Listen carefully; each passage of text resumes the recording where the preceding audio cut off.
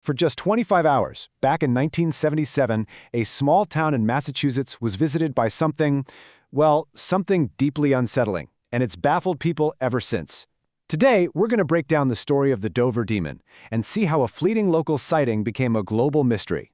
So let's set the scene. The place is Dover, Massachusetts, a pretty quiet, well-to-do town right outside Boston.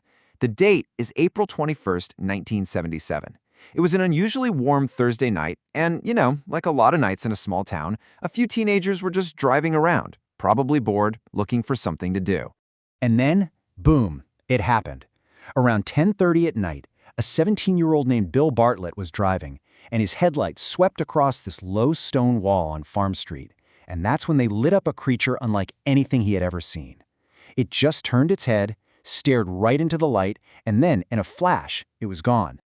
Bill was, understandably, terrified.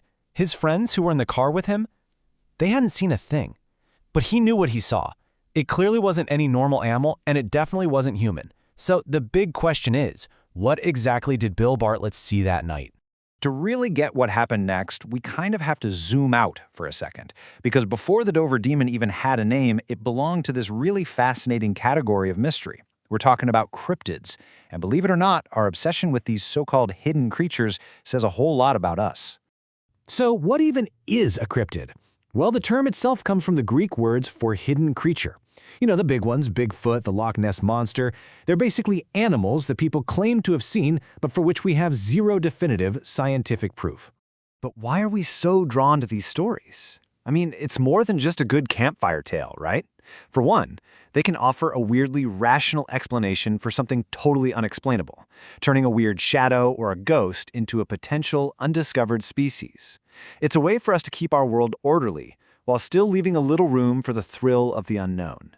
And for a town like Dover, a story like this can become a huge part of its identity.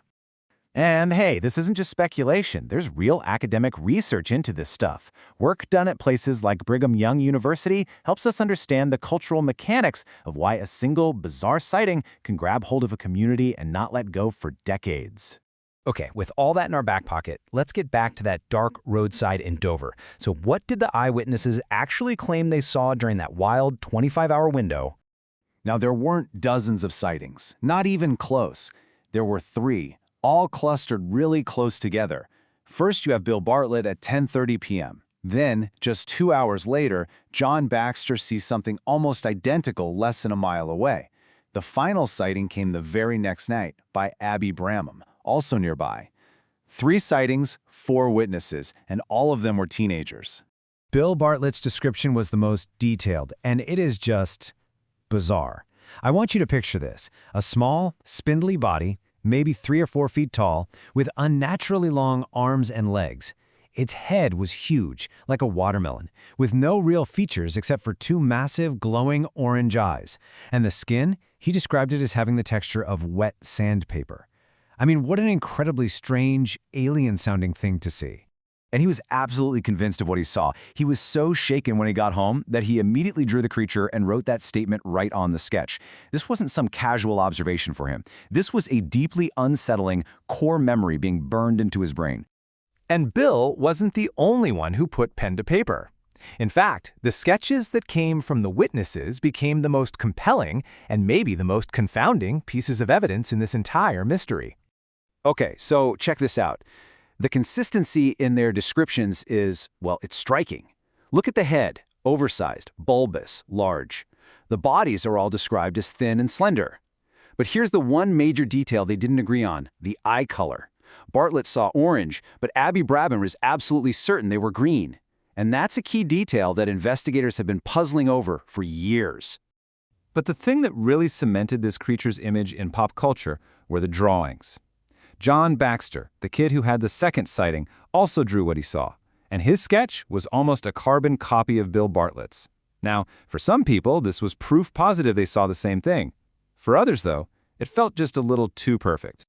So you've got these incredible witness accounts, you've got these bizarre sketches. For decades now, investigators and armchair detectives have all been trying to answer the one big question: what was it? So let's dive into the leading theories.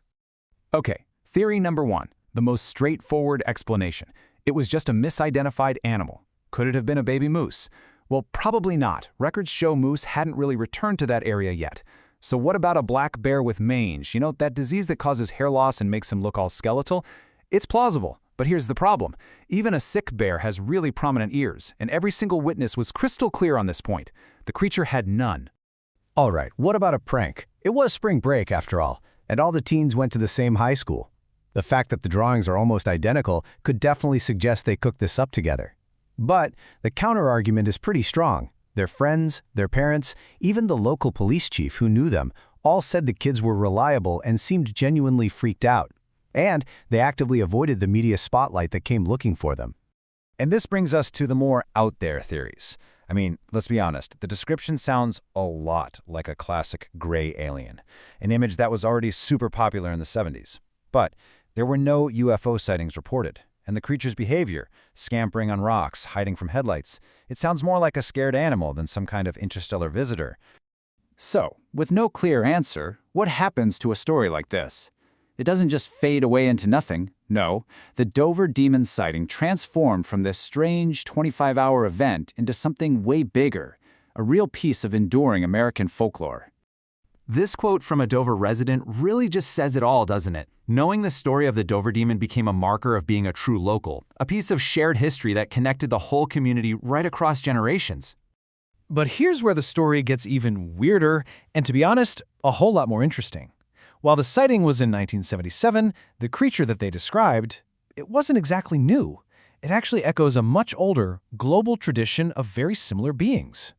Let me introduce you to the Mannegishi from the folklore of the Cree people up in Canada. Now listen to this description. Small, human-like beings, thin limbs, large hairless heads, big eyes, and no nose. It is an almost perfect match for what those teenagers in Dover described seeing. Is that a truly remarkable coincidence, or is it something more? And here is the final and maybe most frustrating fact of the entire case. After those 3 sightings over that 25-hour period in April 1977, it was just gone. The creature, whatever it was, completely vanished and has never been reported in Dover again. In the end, there's no hard evidence. All we have are these compelling stories and those incredibly eerie sketches. It really makes you wonder if the true power of the Dover demon isn't in what it was, but in the mystery it left behind. Maybe, just maybe, some stories are simply too good to solve.